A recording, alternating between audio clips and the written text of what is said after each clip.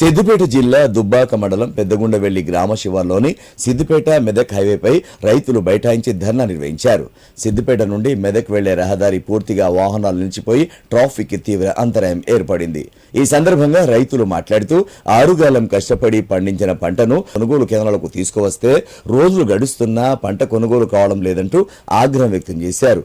వేల ఎకరాల్లో పండించిన పంట ఇంకెప్పుడు కొనుగోలు చేస్తారని ప్రశ్నించారు. ప్రభుత్వం సరైన చర్యలు తీసుకోకపోవడం వల్లే కొనుగోలు జరగడం లేదంటూ ఆగ్రహం వ్యక్తం చేశారు. వెంటనే ప్రభుత్వం స్పందించి రైతులకు న్యాయం చేయాలని కోరారు. లేని పక్షంలో ధర్నాలను ఉధృతం చేస్తామని హెచ్చరించారు. అనంతరం పోలీసులు రైతులతో చర్చలు జరిపి నచ్చజెప్పి ధర్నాను విరమింపజేశారు.